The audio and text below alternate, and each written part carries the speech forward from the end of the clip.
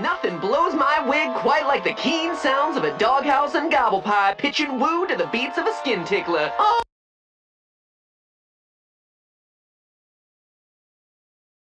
Like the keen sounds of a doghouse and gobble pie pitching woo to the beats of a skin tickler. Oh, come on, don't be a tin ear. This platter is a ring-a-ding-ding, baby. Man, they talked weird back then. Speak to me, bro. Oh yeah, I know! Tonight's party is gonna be lit AF! I am low-key excited to get turned up! We gonna get savage tonight! Hit me.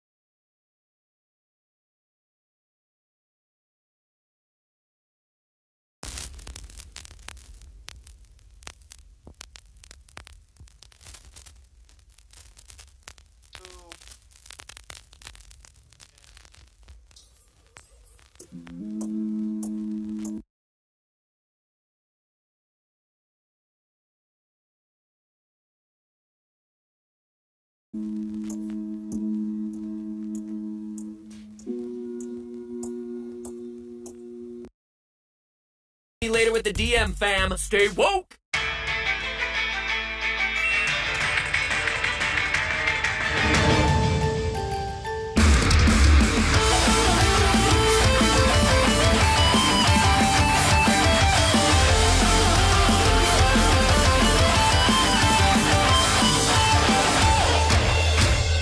Hello, Internet!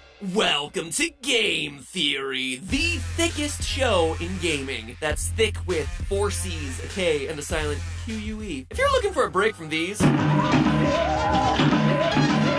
well, you're in the right place. In a year full of great games, Cuphead is easily one of the best, or at least best from a gameplay standpoint. On the theorizability side, there seems to be a little less meat on the bone. I mean, the story seems pretty darn straightforward. Our heroes Cuphead and Mugman find themselves in hot water with the devil after gambling their souls away. Since neither of them really want to lose their souls, they strike a deal with the devil and are sent out to collect soul contracts from the other inhabitants on the island to give the devil his due. It's all pretty cut and dry. But before you go running off to your kitchen to explain the dangers of the real world to your cutlery, I'm about to let you in on a secret that will completely shatter the way that you perceive our heroic bowl-headed boys. For as innocent and heroic as Cuphead, Mugman, and Elder Kettleman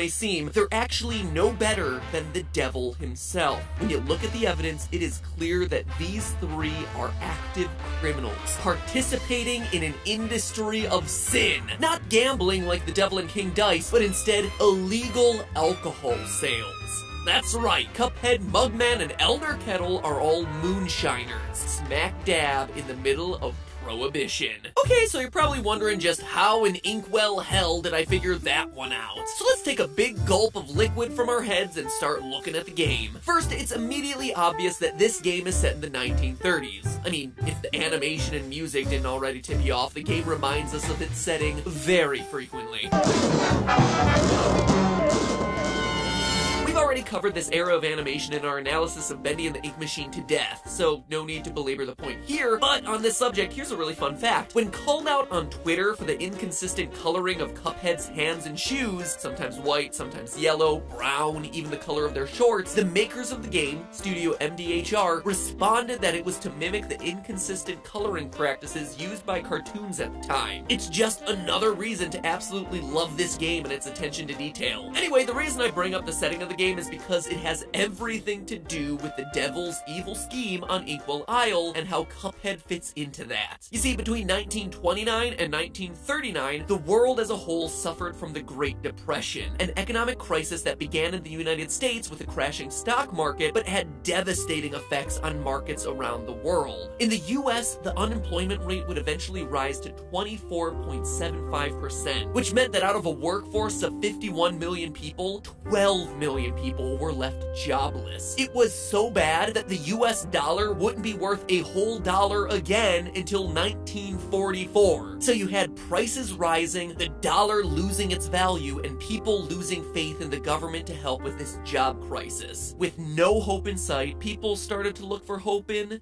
other places, like a big win on the craps table or at the bottom of a stiff drink. Tobacco, alcohol, and gambling all saw huge upswings during this period, and thus America saw the rise of what became known as the sin industries. Businesses that got their name by exploiting human addiction to less than savory practices. Think it's a coincidence that the casino in Cuphead is run by the devil? Absolutely not. In fact, the Las Vegas we know today owes itself to the sin industry boom of the 1930s. The legalization of essentially all forms of gambling happened in 1931. Everything from slot machines to cards to craps. And where have we seen all of those before? Oh yeah, across Inkwell Isle. Tobacco use, meanwhile, took on a completely different tone from how we perceive it today. Cigars were associated with tough guys, while smoking cigarettes was meant to make you look sophisticated and refined. Now look how we see smoking portrayed throughout Inkwell Isle. On the gambling boat with Ribby and Croaks, we see classy lady flies in the background. And if you can make it out behind the fight with Mr. Wheezy, a living cigar, you'll see twisted images of mysterious men in trench coats all smoking together. And again, both those fights are tied to gambling in some way, and by proxy, the devil. This is the 1930s, sin industries. But of the three sin industries during this era, the most interesting was alcohol, because this was smack dab in the middle of Prohibition. For those of you who don't know, the Prohibition was a ban on alcohol that happened between 1920 and 1933 in the US. It was a governmental effort to reduce crime, solve social issues, and make Americans healthier by ceasing the production and spread of this so-called devil's drink. But it actually just ended up doing the exact opposite. Organized crime and gang violence surged during this period as underground booze trafficking became big business. It was just a total failure across the board. Just because it was illegal, people were still finding ways to get a hold of their alcohol. And if you pay attention to all the little details in Cuphead, you'll notice that the only places you see alcohol are in areas owned by the devil. The aforementioned gambling boat and the devil's casino, where you actually throw fisticuffs.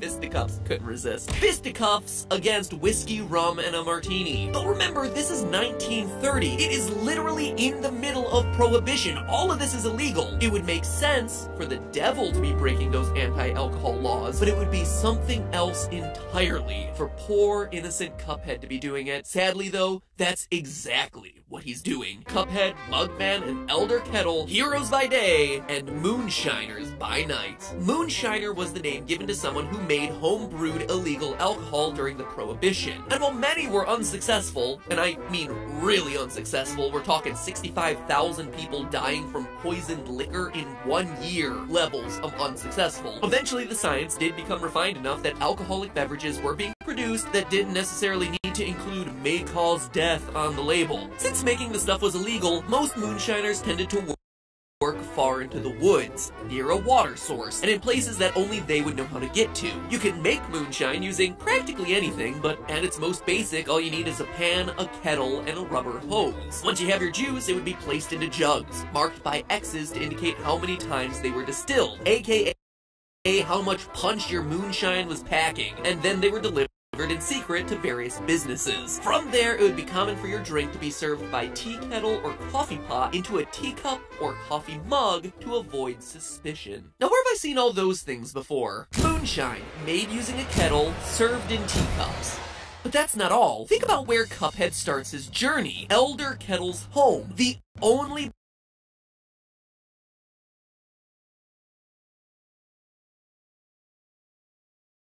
place that's away from town and completely surrounded by woods, just like where the moonshiners lived during the Prohibition era, and right next to a water source. Coincidence? Maybe, but consider this. You ever wonder why Cuphead lives on an island? It seemed like a weird choice to me, that Inkwell is just a series of small interconnected land masses all sharing the same name. Well, the size, shape, and general topography of Inkwell Island is actually fairly similar to the Bahamas, a series of closely connected islands just off the coast of Florida. Now, have you ever heard of Rum Row? It was an alcohol smuggling operation that ran between Florida and the Bahamas during the Prohibition. They were producing alcohol at the edges of the Bahamas and using boats to smuggle that booze into the mainland U.S.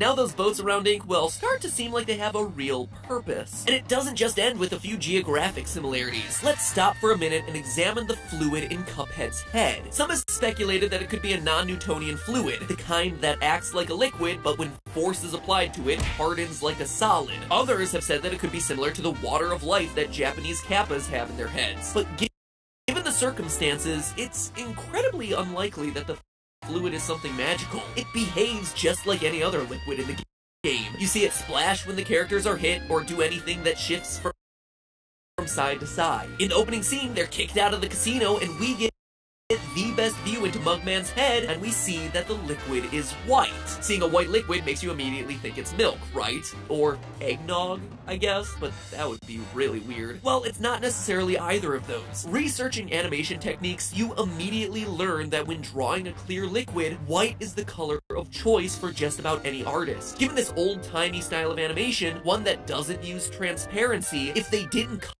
color it in, it would just look incomplete. Or on the flip side, if they were to use blue, it would be more reminiscent of water. So cartoonists of this era tended to use white. In other words, yeah, it could be milk, but it could also just be any form of clear booze, specifically moonshine. Now consider this. Before a fight, the timid Mugman takes a huge gulp from his head to get himself pumped for battle. You're not taking a swig of milk and then suddenly being infused with courage and doing flips, but there is the stereotype of taking a stiff drink of liquid courage, alcohol, before a fight to get yourself all charged up. But for super solid evidence, we need to keep looking back to the past, but this time not as far back as the 1930s, instead back to 2015's trailer of Cuphead, where he pours white liquid from a jug marked with 3 X's into his head. 3 X's, the mark of bootleg alcohol, a triple distilled jug of moonshine, which in 1930 is expressly outlawed. So there you have it. Our innocent heroes are actually no better than the devil in his casino. They're agents of one of the Prohibition era's most nefarious sin industries, distilling illegal booze with Elder Kettle in their secluded shack in the woods on the outskirts of Inkwell. Can't make it any more black and white than that, but the editors can.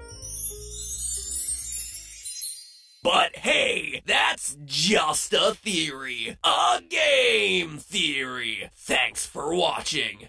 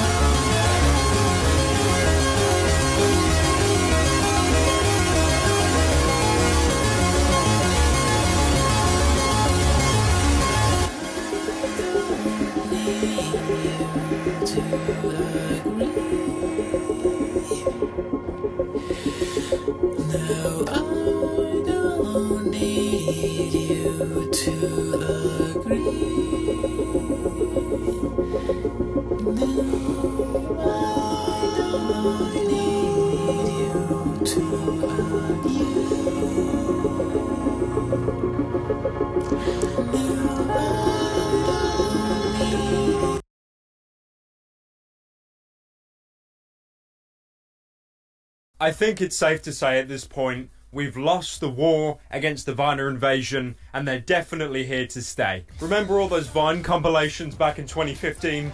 Those were a warning. Now out of the Viner invasion, you've got your two frat douchebags, Jake and Logan Paul. Their 20-minute vlogs they post each day are pretty much inescapable at this point. Are you good, bro? I'm good. Cause I don't think you good, bro. That's my job. Oh my god, I'm driving such an expensive car. Good morning, Jake Paul. And also they've dabbled with music videos. Music videos.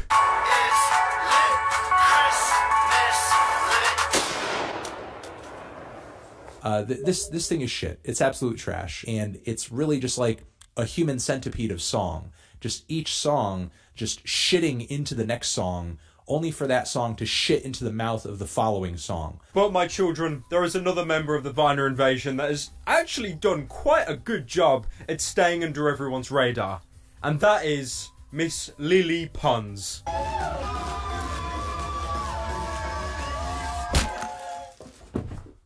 Oh my god, is she dead? I can feel my leg. Lily Pons is an individual that believes loud equals funny in pretty much every given situation. What we've seen is this younger generation is very lonely, very depressed, and they want to be entertained, and they want actually hope. You let go! Actually hope. Her content is even more inescapable than Jake and Logan Paul's because every video she posts seems to get ¡1 on trending. And each one of these videos is full of incredibly unfunny humour and a total abuse of stock sound effects. I volunteer tribute!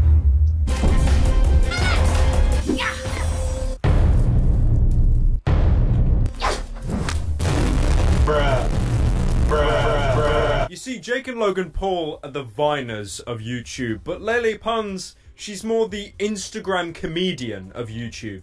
Babe, I want a new purse. Can I have some money? Yeah. No. I'll let you put it in my butt. Go get the money, go get the money. Go get the money, go get the money. Go get the money, go get the money. Go get the money, go get the money. Go get the money, go get the money. Go get the money, go get the money. Something I've noticed with these videos, they either feature a total abuse of the thud sound effect or bruh for some reason, because that's relatable, right? The word bruh. Hey. Why are you guys here? Because we're your friends. We came here to see you. Oh, hola. But Lele Pons goes above and beyond just poor content because, as a person, she's quite a trash human being. Take this picture, for example, where she said she was donating her hair to charity. Well, that's quite unfortunate, Lele, because that is clearly not your hair. That is a hair extension. You can even see the ends of where you plug it on your hair. And then she went on Twitter to say the hair you can even see the ends of where you plug it on your hair. And then she went on Twitter to say the hair couldn't be accepted because it was bleached. No, Lele, the hair couldn't be accepted because it was fucking fake. You've got people like Sam Pepper and Yusuf the Rat actually giving away to charity. Yes, it's for self-benefit. Yes, it's to make them look better, but they're actually giving to charity or doing somewhat of a generous act. What you did is not generous. It was completely faked and staged to get impressions on your Instagram account. Now, obviously, that's easy for me to say and incredibly subjective. You know, you could say that about anyone. Someone gives £1 million to charity. Oh, they're doing it to make them look good. But the thing is, when you go to cash in that £1 million to charity, you don't do it with fucking Monopoly money, okay? I don't know, man. I think I'm going a bit too hard on Lele. Hey, I'll do an Eater of Worlds. What do you think about Lele? What the fuckers? What the fuck are you?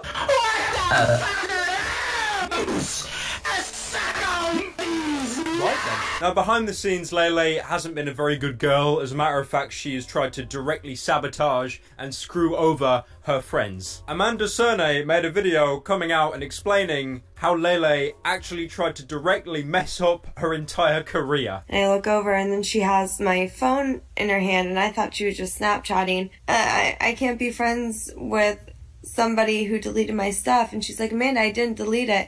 I'm like, Lele, did you delete my videos? And she's like, okay, I did it. I'm like, why?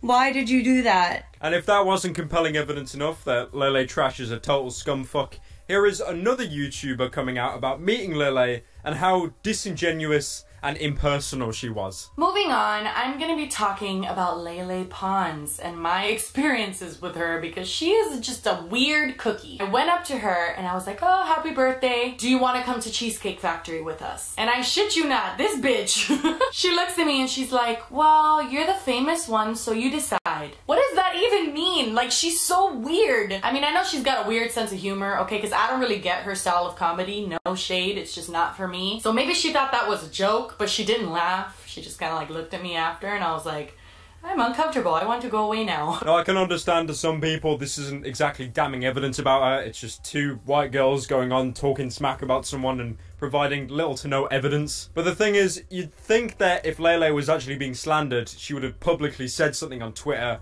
trying to promote some backlash against these girls, but nothing. She's been completely radio silent, which doesn't look too good when you're on the defense.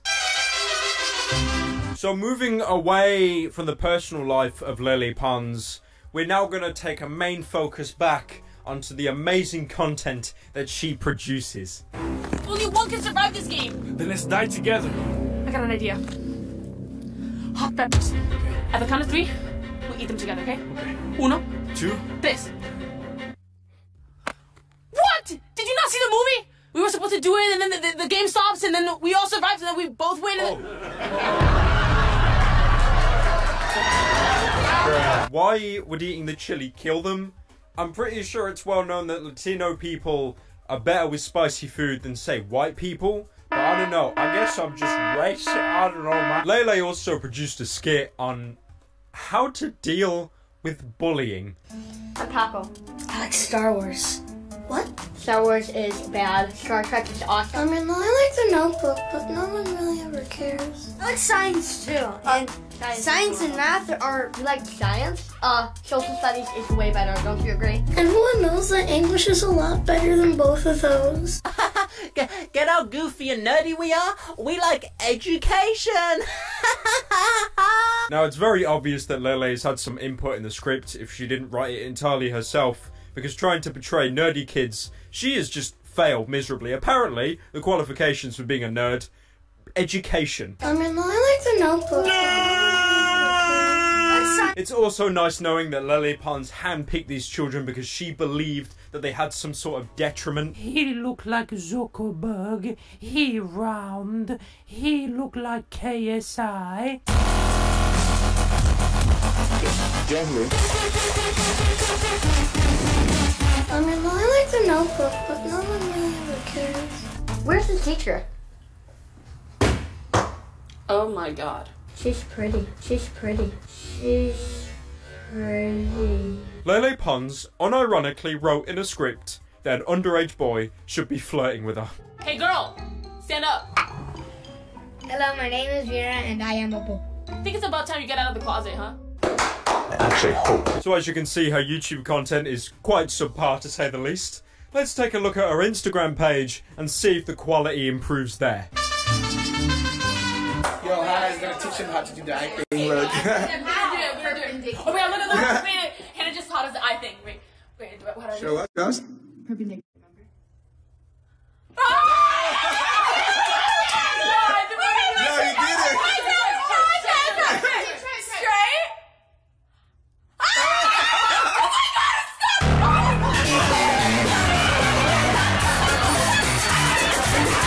The thing that hurts me, I was scrolling through the comments, trying to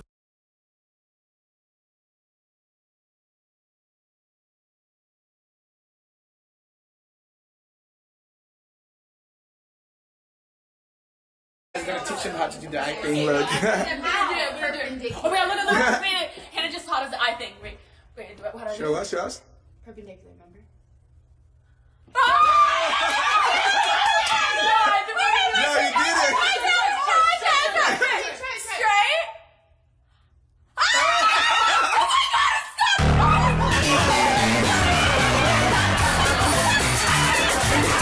The thing that hurts me, I was scrolling through the comments trying to find a single sane human being that would call Lele out, but it's just an ocean of crying emojis.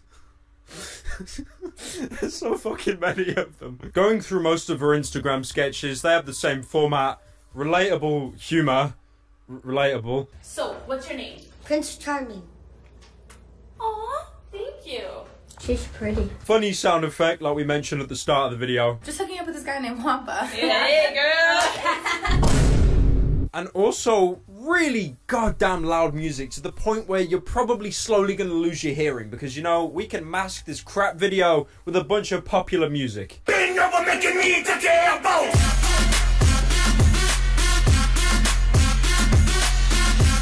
Remember at the start of the video when I mentioned that Jake and Logan Paul have been dabbling in music videos for a while? Lele Pons has also released a music video.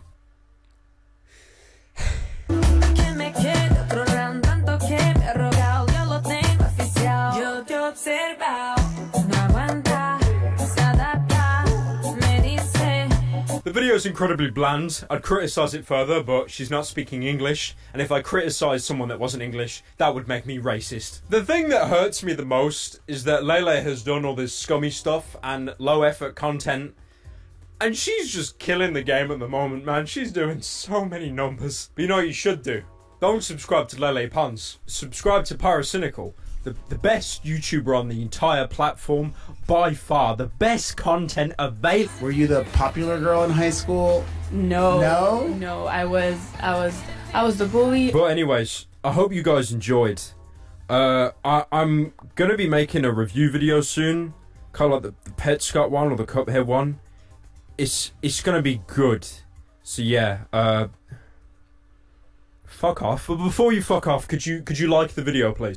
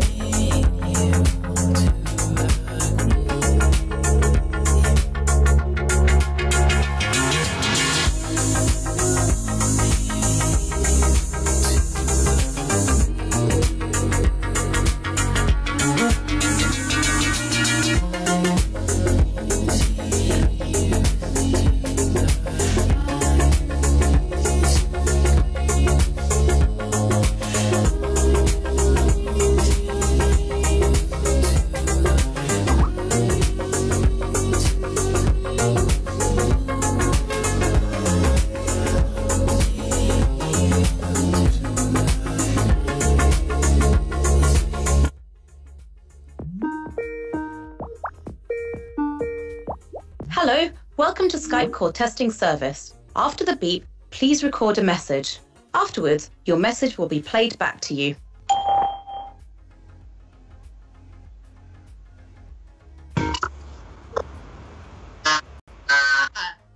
Jesus.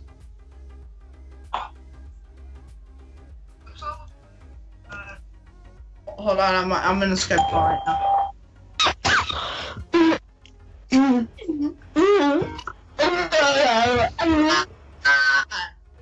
Income fidget spinner. Incoming fidget spinner. Hold on. If you are able to hear your own voice, then you have configured Skype correctly. If you hear this message, but not your own voice, then something is wrong with your audio recording settings. Please check your microphone and microphone settings or visit skype.com for more help. Thank you for using the Skype call testing service. Goodbye.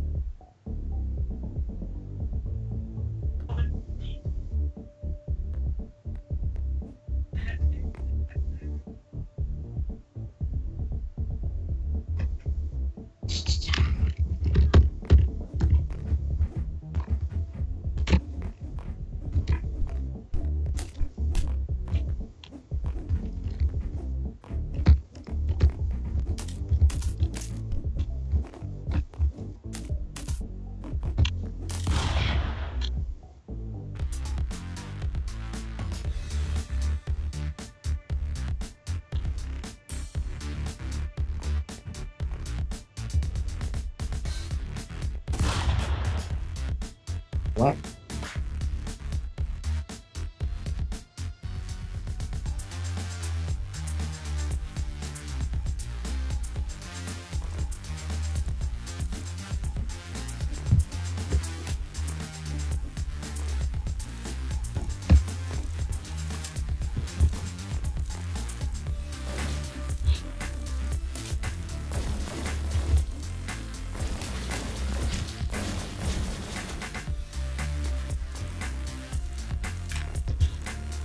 Any last words? Anything?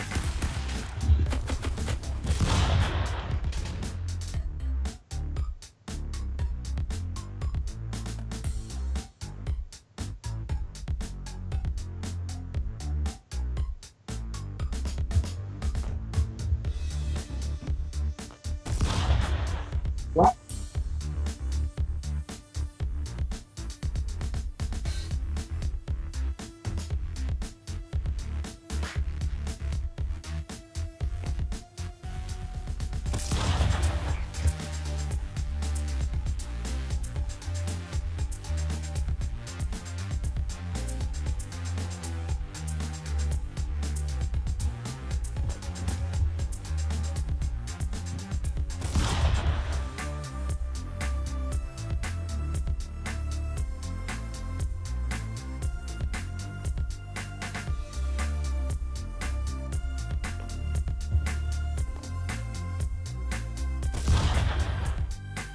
How are you dying?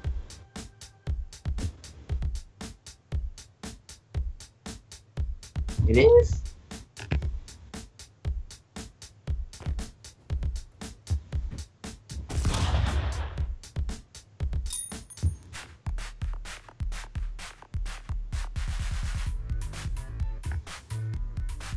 Your music is way louder than you are. I'll share my screen.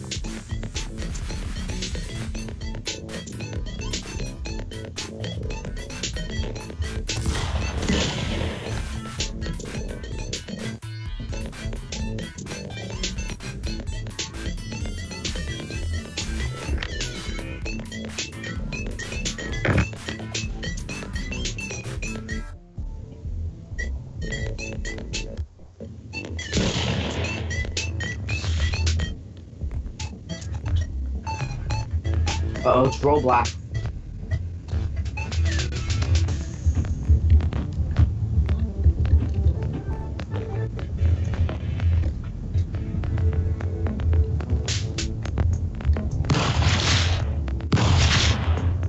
Die, Roblox.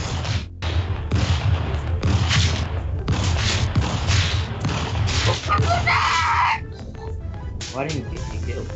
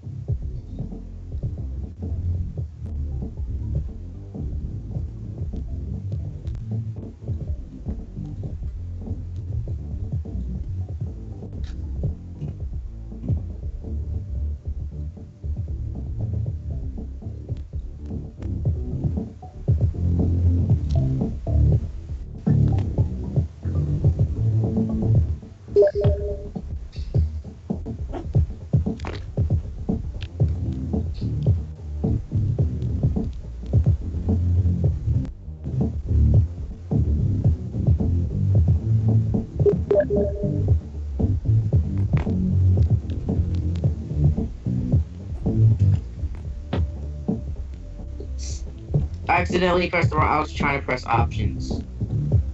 I pressed the main menu.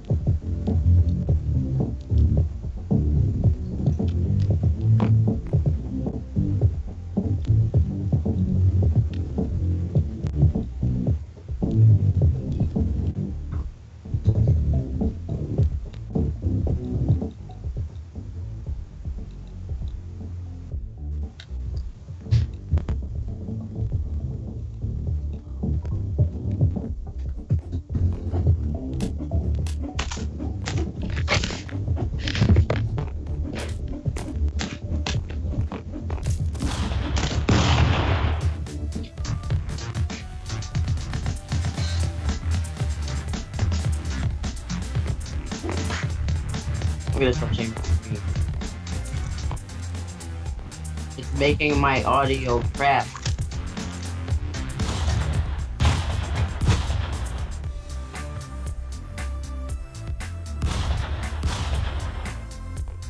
What the hell are you doing? How are you walking through walls?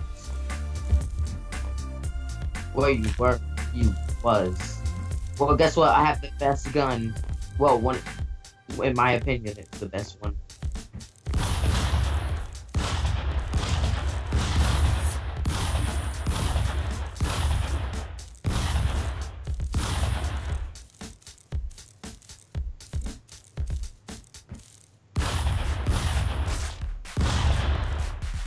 Riggedy right. I shot myself. I mean, I shot the gun and it got so much recoil. What?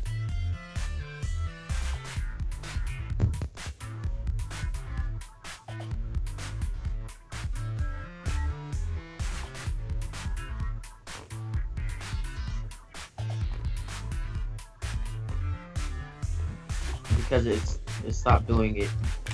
Now die. Oh, what the heck is happening to the boxes? They're disappearing.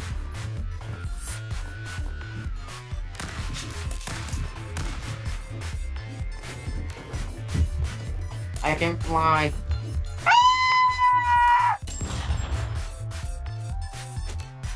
There's a black hole gun. You know that, right?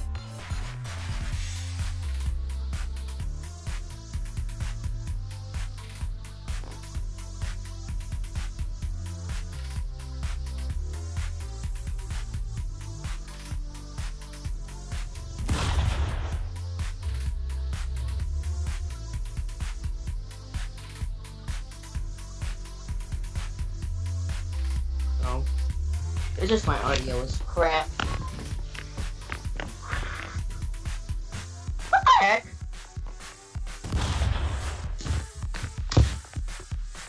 The level disappeared.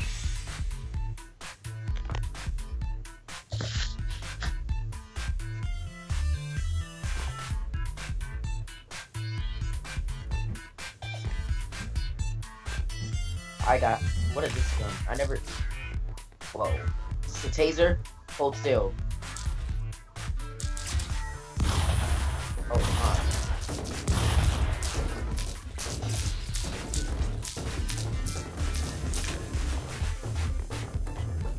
How are you walking inside the level? Ew, that snake was hanging right. Oh. Remember yesterday when I said, oh, great, now you got coming in my face.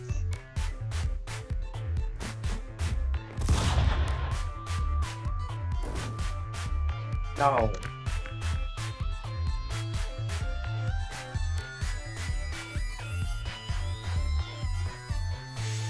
I don't think we're gonna go to school tomorrow. Because tomorrow is, I think Miss said is gonna be like dancing in the auditorium.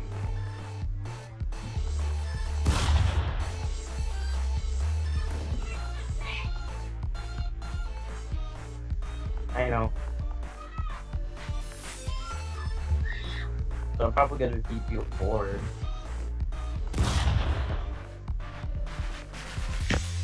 Are you gonna go or something?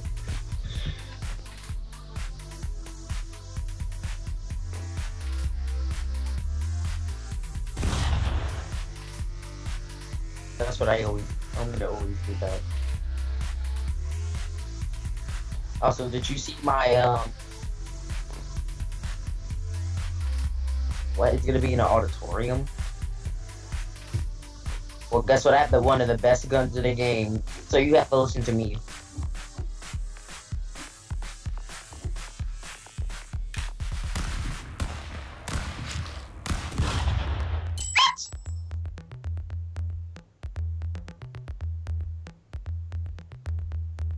I'm blue.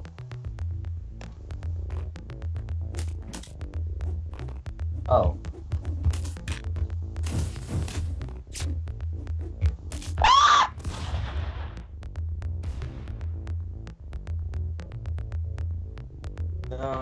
Platform disappeared.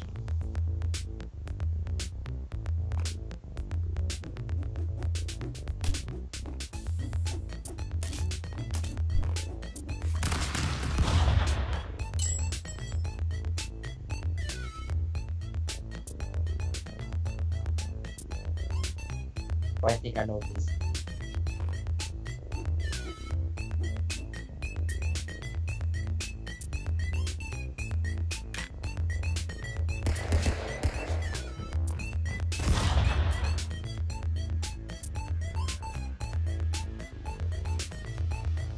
Roblox!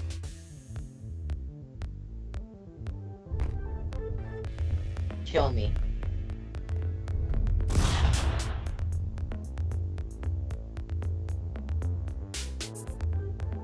Your person.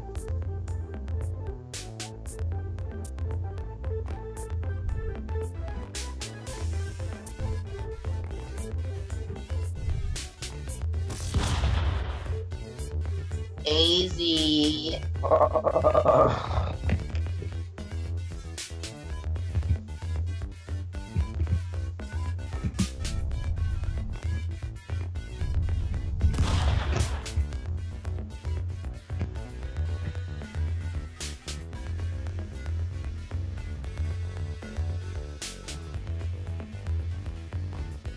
What is the goddamn black hole up here? Oh, I like this song. I'm gonna turn up my music.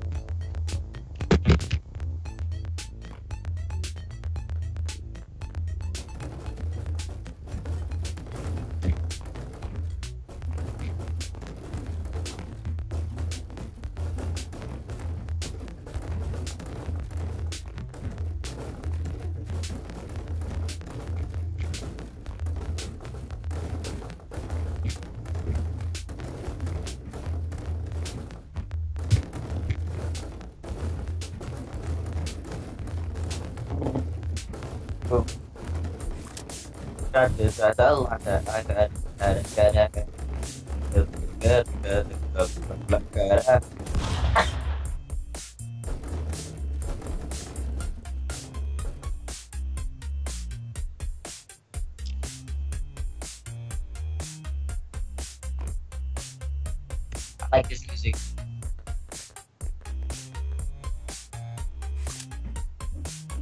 Look, I'm gonna make it rain. Don't smack me. I'm gonna make it rain.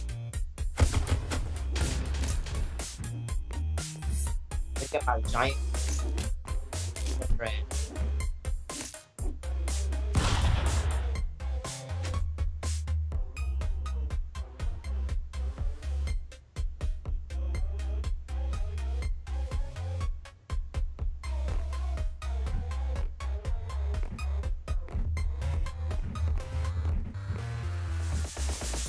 Say hello to my giant cock. No.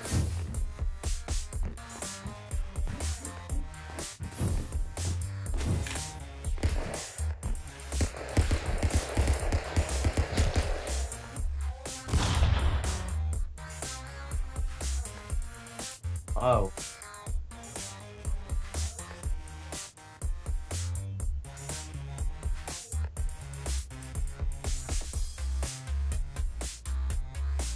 Oh.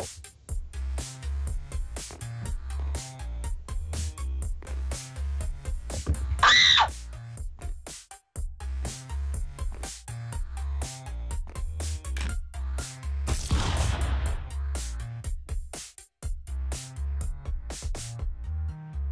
No, I'm not.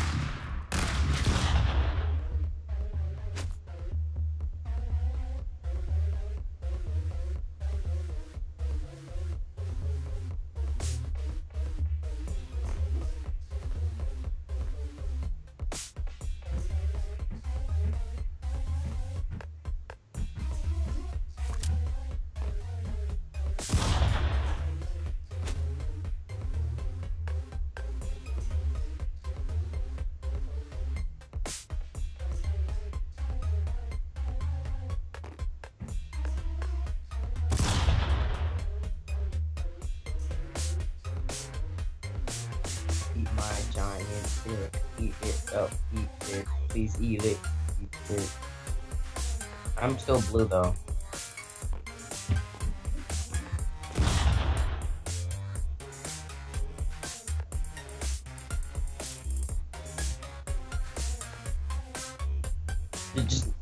I'm laying down.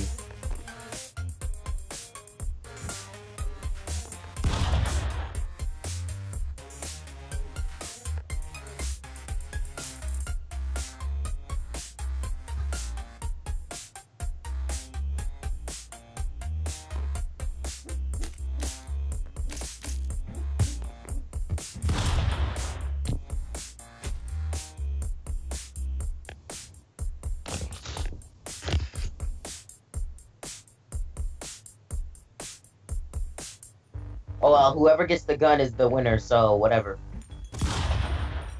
Oh, never mind.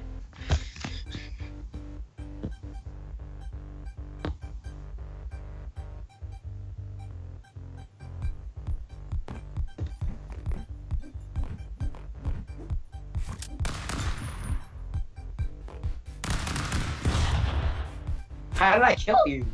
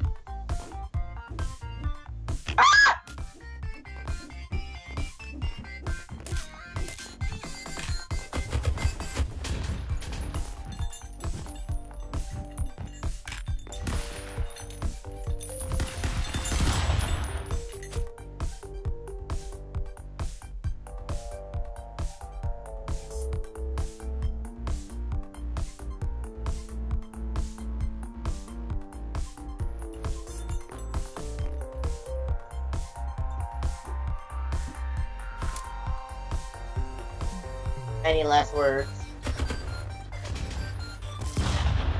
Okay.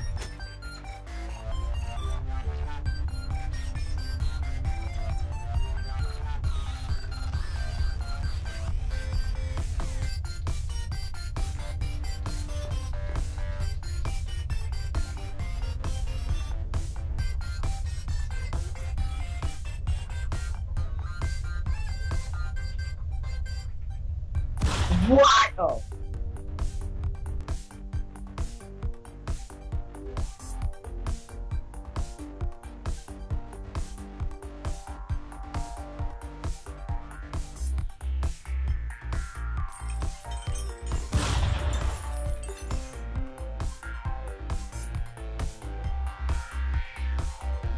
Change the name. Change the name.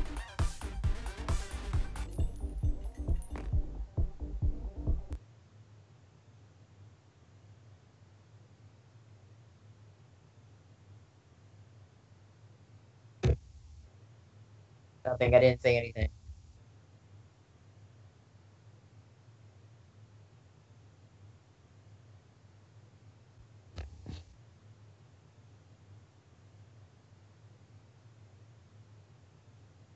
Why did you...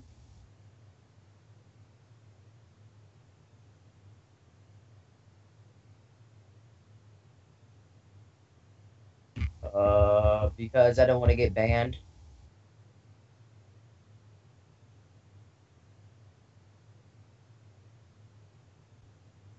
I want to get the black hole gun.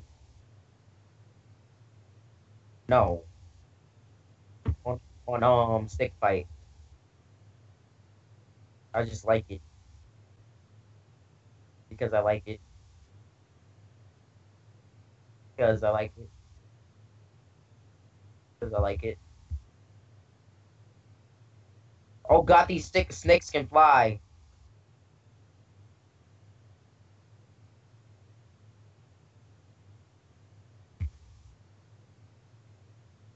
Oh gosh, I haven't used this weapon yet.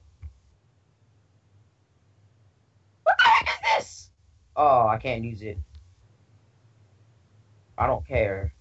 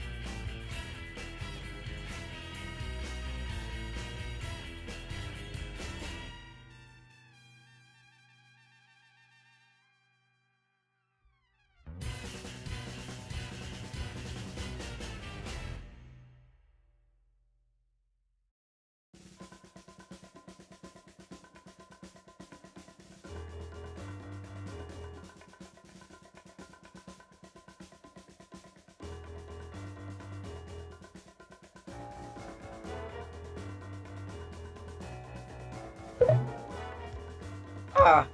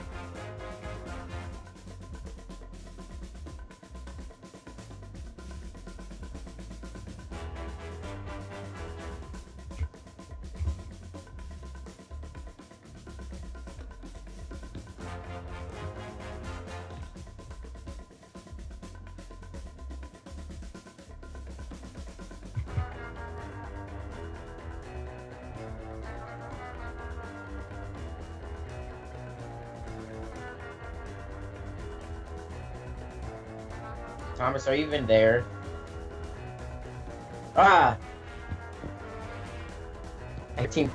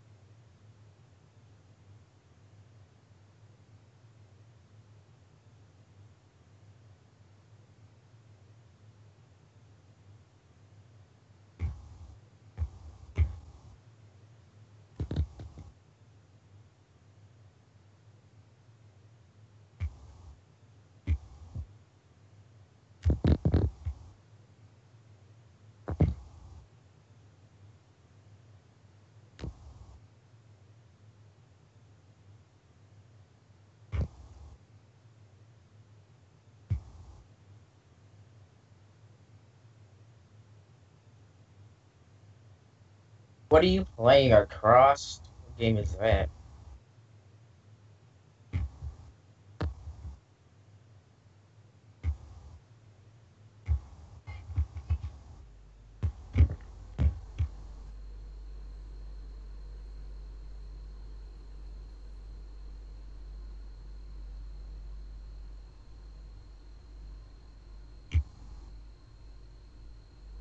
I ain't watching that. Ah!